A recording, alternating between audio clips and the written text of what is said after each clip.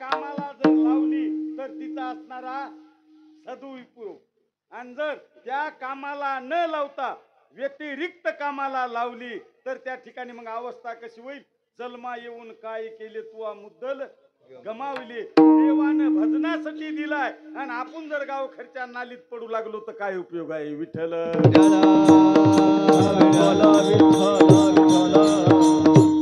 एकदाच मिळालाय, पुन्हा मिळेल याची शाश्वती नाही. तरी गेला जन्म वाया, नाही तरी गेला जन्म वाया, नाही तरी गेला जन्म वाया, नाही तरी गेला जन्म वाया.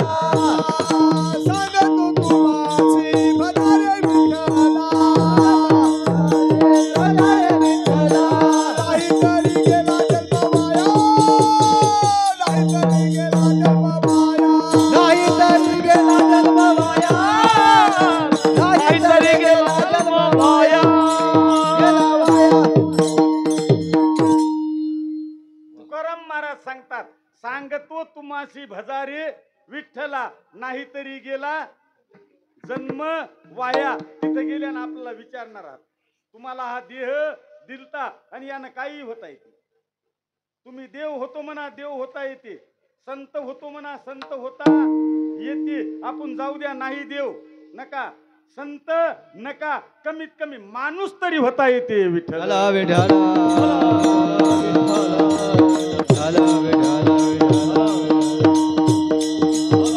आता महाराजांना परमान दिलं म्हणून सांगतो थोडं, नाहीतरी गेला जन्म वाया. वाया कसं जाते एका 2 मिनिटामध्ये सांगतो. विठ्ठल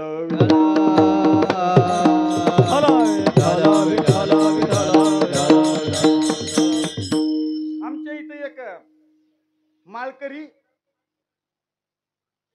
साधारण म्हणजे समाजानं मला म्हणावं काय चांगला माणूस आहे बाबा, काय नाम चिंतन करते, मस्त रस्त्याला घर, चांगली मस्त घोंगडी टाकायचा आणि घोंगडीवर एक म्हशीच्या गळडा एवढी एक टप्पू माळ घ्यायचा. रामकृष्ण हरी, रामकृष्ण हरी. आपल्या बैठकीमध्ये जप करायचा, रामकृष्ण हरी. माणसं कोणी येऊ जाऊ लागली की मोठ्यानं म्हणायचं आणि माणसं गेली की हळून, जसं काय पंक्चर झालंय.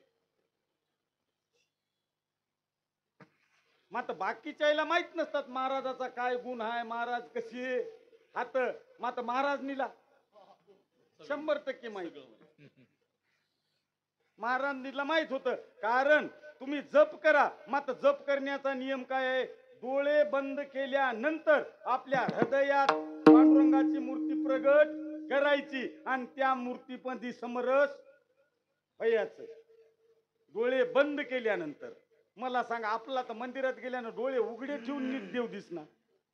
ते डोळे बंद केल्यावर हा काय नियम आहे?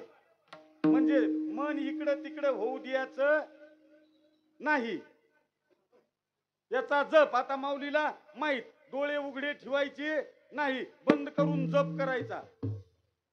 मालकीनीनं पाहिलं, मालकाचा जप चला, सांगितलं जप.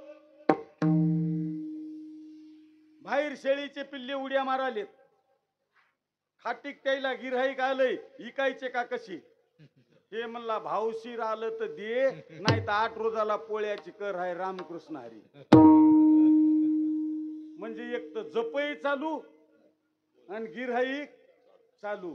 माऊलीला वाटलं बरं झालं, आपल्याला कारभार दिला, 5-7 हजारला इकू, 2-4 हजार याला देऊ, 1000-2000 आपल्याला होतात. चांगला श्रीमंत होता, मस्त 5-6 लिटर दूध तपू लागलं. योगानं याचा डोळे लावून जप. माऊली त्या पिल्ल्याचा सौदा कराय बाहेर गेली, ते पाहिलं बोक्यानं. आणि बोके कोठं जातील शर्मन याचा नियम नाही.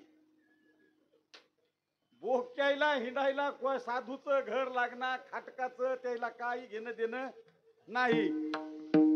बोक्यानं विचार केला, जप करताना माणूस उठत नाही, डोळे उघडे करीत नाही, दूध तपालय आपली, आता सगळं दूध हडप केल्याशी राहायचं नाही. एक पाऊल ते कोणीकडे टाकू लागलं? दुधाकड. हे म्हणला आपल्या जपात 5-6 लिटर जाते, कारण याला माहित होतं. आणि ते बोक्याची जात कशी राहते? पियाचं तितकं पिते आणि सगळं भगवं कोंबडं करून टाकते. हे म्हणला 5-6 लिटर जाते. यानं आवाज वाढवला, रामकृष्ण हरी, रामकृष्ण हरी. बोक्या म्हणला, किती वरड दूध पिल्याशी राहत.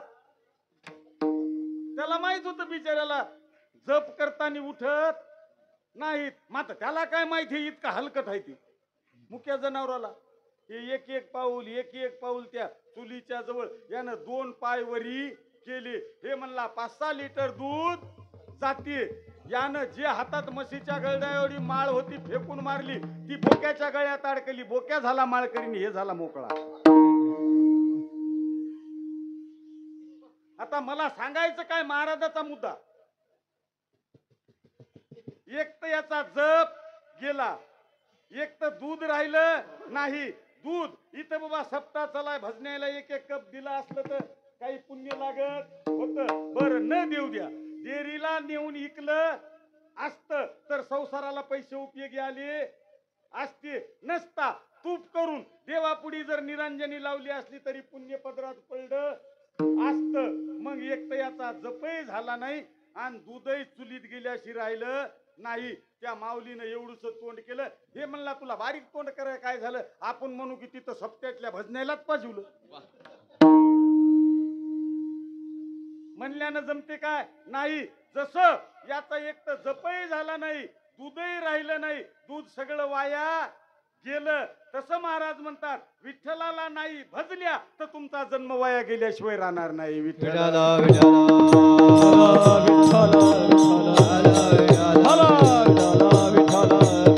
समाजामध्ये आळंदीच्या लोकांनी घेतलं नाही आणि शेवटी पर्याय सांगितला, शुद्धीपत्रक आणा. आणि शुद्धीपत्रक आणते वेळेस खूप विटंबना झाली. आणि ज्या वेळेस रेड्याला वेद बोलायला लावला त्यावेळेस त्या लोकांनी विचार केला आणि त्यावेळेस त्याच्या मुखातून उद्गार निघाले, नोह्या महिमा सामान्याचे असणारे हे अवतार नाहीत. असा त्याच्या अंतकरणामध्ये विचार आला. आणि हेच त्या ठिकाणी कोण निळोबा महाराजांनी जाणलं. रेड्याला बोलवायचं कारण मला वाटलं माणसाला जर राम राम बोलायला लावलं असलं तर ठीक, मात्र रेड्याला वेद का बोलायला लावली याची मला जी शंका आलेली होती. मात्र ज्या वेळेस शुद्धीपत्रक प्राप्त करण्यासाठी रेडा बोलिवला, ही माझ्या शंकेचं निरसन झालं. मला जे संदेह होता तो संदेह गेला. महाराज अभंगाच्या पहिल्या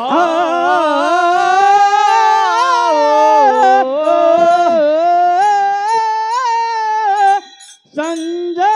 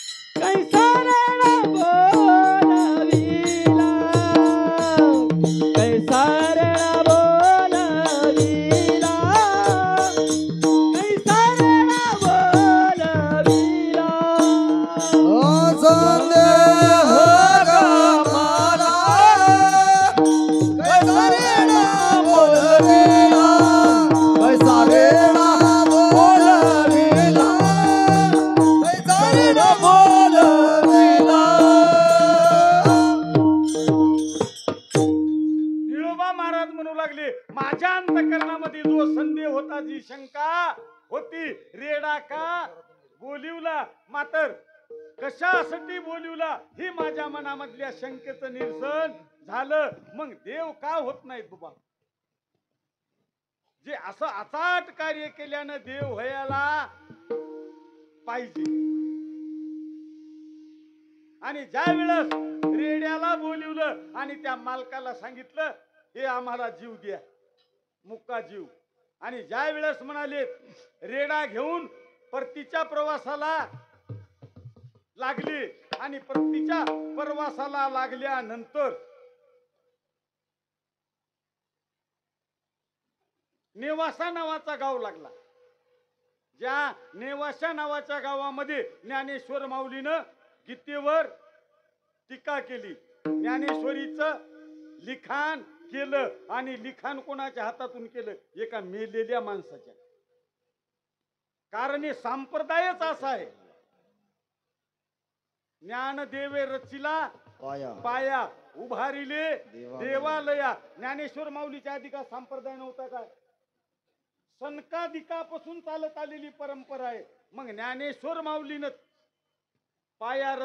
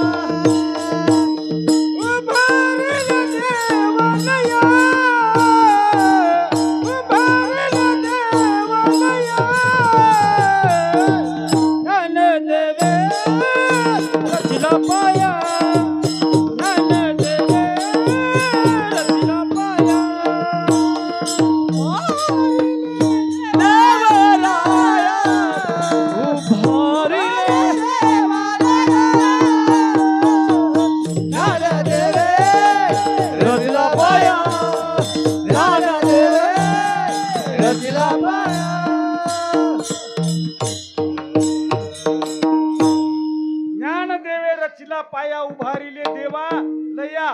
पूर्वीचा संप्रदाय आधीच सांगितलं मी आदिनाथ गुरु सकळ सिद्धाचा. मात्र ज्ञानेश्वर माऊलीनं उघडा बाजार केला आणि वारकरी संप्रदाय नावा रूपाला आणला. म्हणून हा पाया ज्ञानेश्वर माऊलीनं. नाही तर हे तत्वज्ञान पूर्वीच आहे. ज्या तत्वज्ञानाची चिंतन भगवान शंकर करायची आणि पार्वती आई साहेब उग म्हणायच्या काय चाललंय की. आणि सहज पार्वती आई साहेबाला वाटलं सगळ्यात श्रेष्ठ माझे मालक आहेत आणि कोण्याही मालकिनीला वाटते माझे मालक श्रेष्ठ आहेत आणि माझे मालक कोण्या देवाचं चिंतन करायले. सांगितलं एखाद्याशी तुम्ही जे तत्वज्ञान चिंतन करता ते तत्वज्ञान मला सांगा. भगवान शंकरानं विचार केला कारण हे तत्वज्ञान कोणालाही पचत नाही. कारण ज्ञान कुठेही राहत नाही. मला सांगा की बाकीचं कोणतंही ठिकाण राहू द्या माणूस झोपी जात नाही. मात्र साधारण कीर्तन असलं तरी झोप आल्याशी राहत नाही. विठ्ठल कारण ते ज्ञान जड आहे म्हणून हिला ते पचायचं नाही. हे भगवान शंकर विचार करायचे आणि सांगितलं उद्या मला तत्वज्ञान सांगा की उद्या. मात्र शेवटी स्त्री हाताला पेटल्यावर अजिबात ऐकत नाही. तुम्ही किती लांब लांब मिशा राखा माऊली बिघडली की ऐकत नाही. आता उद्या किती दिवस चालणार आहे. भगवान शंकरानं सांगितलं काही हरकत नाही सांगतो. आता बर तत्वज्ञान सांगायला कुठेही रस्त्यावर सांगता येत नाही. शिर सिंधूचे पहिलं तरी शक्तीची कर्णकुहरी समुद्राच्या पलीकडे नेलं आणि भगवान शंकर ते तत्वज्ञान सांगू लागले आणि पार्वती आई साहेबाला सांगितलं अजिबात झोपायचं नाही. आणि झोपल्यावर माणसाला मजा येत नाही. पहिली आखाड्यावरती खळे चोरण येत म्हणून आखाड्यावर दोन माणसं चेतीच राहत जाळ करून. एक कहाणी सांगीन, दुसरं त्याला हो म्हणे. हो म्हणलं की त्या सांगणारालाही बरं वाटायचं. तसं तत्वज्ञान जड आणि पार्वती आई साहेब हू हू करू लागल्या. मात्र पार्वती साहेब कवा झोपी गेल्या पत्ता लागला नाही. हे कोण? भगवान विष्णू परमात्म्यानं जाणलं आणि जगाचा कल्याण होण्याचं तत्वज्ञान फालतू चाललंय हे विचार केला आणि एका मासळीच्या उदराचा आधार घेतला आणि त्या मासळीच्या उदराचा आश्रय घेतला आणि मधातून हू हू कराय चालू केलं आणि सगळं तत्वज्ञान आत्मसात केलं. भगवान शंकरानं डोळे उघडले तर आई साहेब झोपी गेलेली. अरे म्हणले मला हुंकार कोण देत होतं? अंतर्ज्ञानानं पाहिलं तर मगरीच्या मासळीच्या उदरामध्ये विष्णू परमात्मा चोरून आपलं ज्ञान प्राप्त करून घेतलं. भगवान शंकराच्या तळपायाच्या आग मस्तकाला गेली. अरे यानं मागितलं असलं तर मी दिलं असलं. मात्र हे चोऱ्या कराय कधीपासून लखलं पाठीमाग लागली. ज्ञान जड असते. ज्ञान थोडं झालं की गर्व आल्याशिवाय राहत नाही. तातावेळी मासळीच्या उदरामध्ये सूक्ष्म रूपानं भगवंतानं प्रवेश केला आणि ज्ञान प्राप्त झालं. भगवान शंकराचा अवतार पाहिला की पोट फोडूनच बाहेर निघाला. मासळीला राग आला. अरे माझ्या उदराचा आश्रय घेतला आणि शेवटी मला इजा करून गेलं. मासोळी माग लागली. मासोळीनं भरात शोध केला मात्र भगवान परमात्मा सापडत नव्हते. शेवटी त्या मासोळीला विटेवर गवसला आणि विटेवर गवसल्यानंतर त्या मासोळीनं दोन्ही कान धरले. जमते का महाराज? मकर कुंडले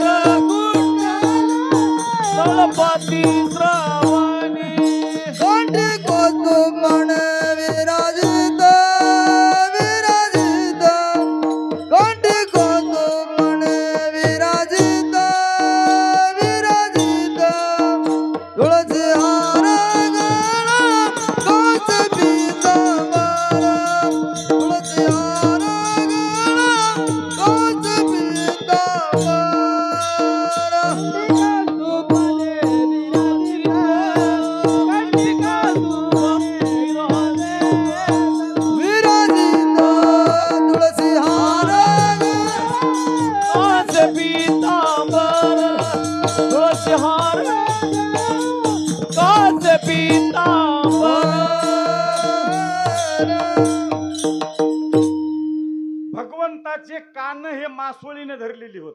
नाही तर भगवंताला का दुसऱ्या बाळ्या मिळ्या करता आल्या नसत्या काय? मकर कुंडली तळपती श्रवणी, माझा अपराध नसताना मला इजा का केली म्हणून मासोळीने धरलेली कान आहेत.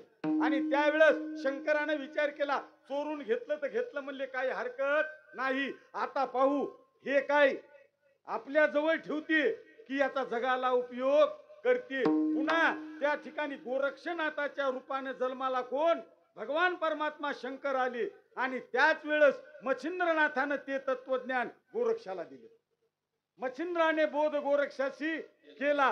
गोरक्ष वळला गैनी प्रती, गैनीनं निवृत्तीनाथाला आणि निवृत्तीनाथानं ज्ञानदेवा सार सोजविले आणि ज्ञानेश्वर माऊलीनं तुमच्या आमच्यासाठी उघडा बाजार केला. संस्कृताची ये गाठी उघडोन ज्ञान दृष्टी केली शे मराठी गीता देवी. विठ्ठल विठ्ठल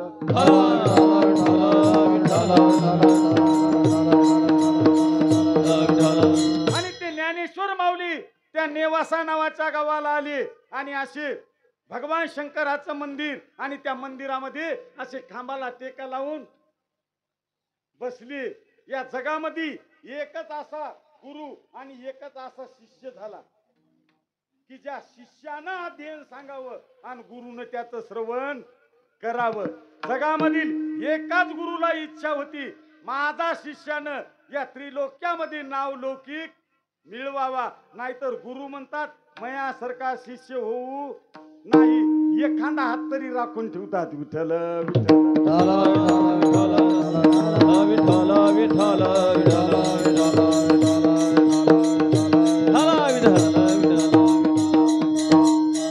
आणि बसल्यानंतर योग असा त्या गावामध्ये सचिंद्रतानंद बाबा नावाचे एक महात्मे, त्याचं वैकुंठ गमन झालं आणि त्यावेळेस सती जाण्याची प्रथा होती आणि ती माऊली गावात वाण देत देत देत त्या मंदिरापर्यंत आली. कारण मरू कोणाला वाटत नाही. मात्र पहिली प्रथा अशी होती, पतीचं निधन झालं की त्या माऊलीची इच्छा असो नसो तिला हातानं उचलून त्या चितेवर टाकायचं. सांगू लागली ती मला मरायचं नाही, मला जगायचं आहे. मात्र तिथल्या धर्मवेड्या लोकांनी सांगितलं तुला जर जगायचं असेल तर नवऱ्याला उठवावं लागेल. विठ्ठल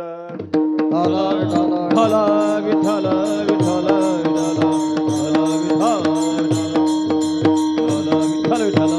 आता सामान्य काम आहे काय ती?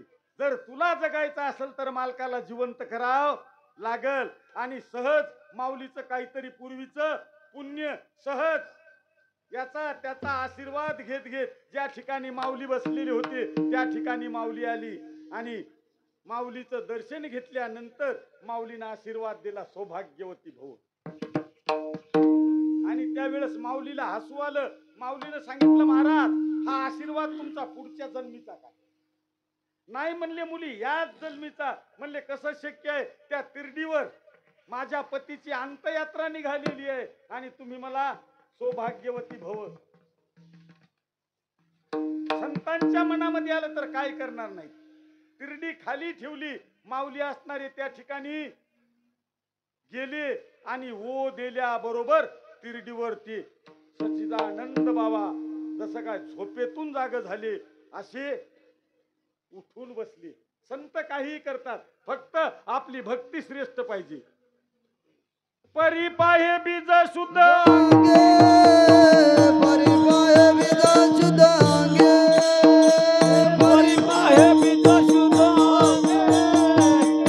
परिपाहे बीज शुद्ध करिल ते काय नोय महाराज करिल हे बीज शुद्ध परिपाहे बीज शुद्ध करिल ते काय नोय महाराज परिपाहे बीज शुद्ध परिपाहे बीज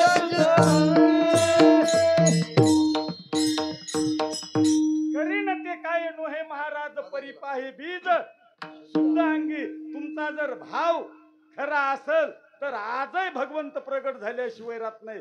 हा वया प्रगट कैसा दुरी अंतरी. आणि त्यावेळेस आपल्या श्रीगुरूच्या समोर ज्ञानेश्वर माऊलीनं गीतेवर टीका केली आणि त्या मरणावस्थेतून जागृत झालेल्या बाबाजीनं त्या ज्ञानेश्वरीचं लिखाण केलं. आणि तिथून पुढे जात जात असणार ज्या ठिकाणी चांगदेव महाराज समाधी घ्यायची आणि त्या परतीच्या प्रवासाला समाधीच्या ठिकाणी आले आणि त्यांच्या नजरेमध्ये एवढी शक्ती होती. समाधी त्याची उत्थान झाली की त्याच्यावर नजर जाईल ते मेलेले मुर्दे जिवंत भयाची. म्हणून तिथं समाधी आहे. तिथं माणसं मेलेले, कोणी चांगलं कुत्रा असलं की आणून टाकायचे, कोणाचं मसड आणून टाकायची, सगळी दुर्गंधी यायची समाधी. आणि तिथं प्रेतायचा खच पडलेला राहायचा. कारण याच्यामध्ये शक्ती तशी होती. समाधी उत्थान झाली की सगळी नजर पडल्याबरोबर जिवंत व्हायची. सहज यायचा प्रवास चालू झाला आणि त्या ठिकाणी पाहिलं तर हे सगळे मृत. कुतूहलानं आई साहेबांना विचारलं ज्ञानेश्वर माऊलीला, दादा हे काय प्रकार आहे? त्याने सांगितलं 1400 वर्ष ज्यानं काळाला पत्ता लागू दिला नाही असे महात्मे आहेत आणि त्याच्यामध्ये शक्ती आहे. हे मृत झालेले जे आहेत सगळ्याला जिवंत करण्याची शक्ती त्याच्यामध्ये आहे. माऊलीनं सांगितलं याची समाधी उत्थान कवा होती. माऊलीनं सांगितलं 6 महिन्याला योगानं 6 महिने जर हे जित्ते झाले ना घरचे मेले तर हे इथं यायच्या नजरेनं जिवंत झाले आणि घरचे मेले तर यायच्या जिवंत होण्याचा काही फायदा. मग काय करायचं यायला काय करायचं म्हणले आपल्या मराठी भाषेत म्हणाय कांद्याला बिस्मिल्ला काय करायचं. यायला काय करायचं म्हणली एवढे दिवस आणि एक हाडूक हातामध्ये घेतलं आणि सगळ्याहून फिरवलं.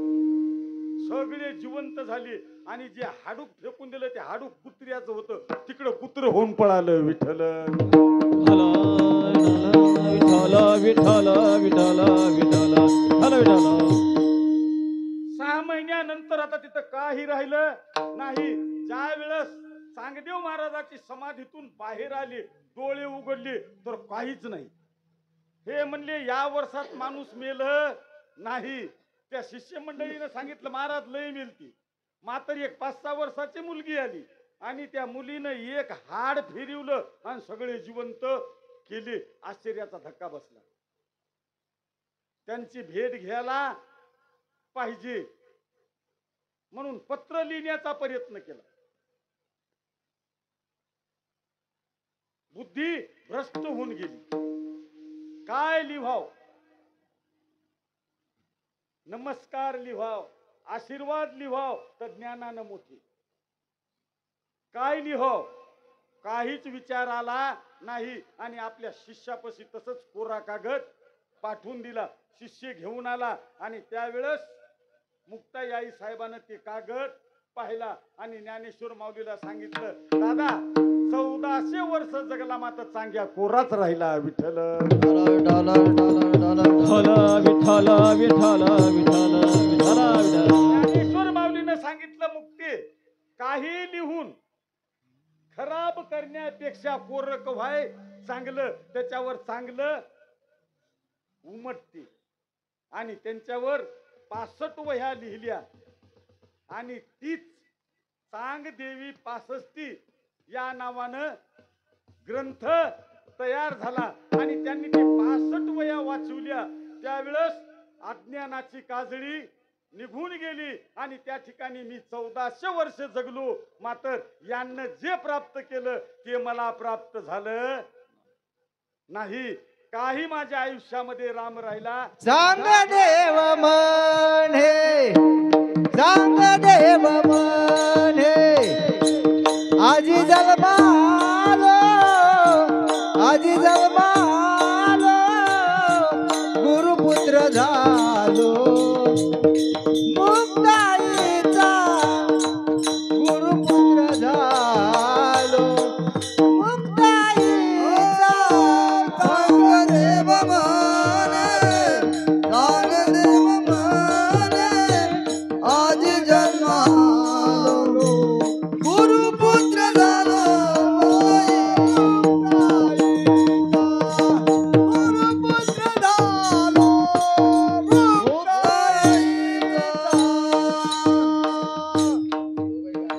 आणि ज्या वेळेस ते कोर पत्र चांगदेवानं पाहिलं आणि पाहिल्यानंतर त्या ठिकाणी ज्ञान प्राप्त झालं मात्र अहंकार गेला नाही. आणि अहंकार कोणाला येत अंकर झाला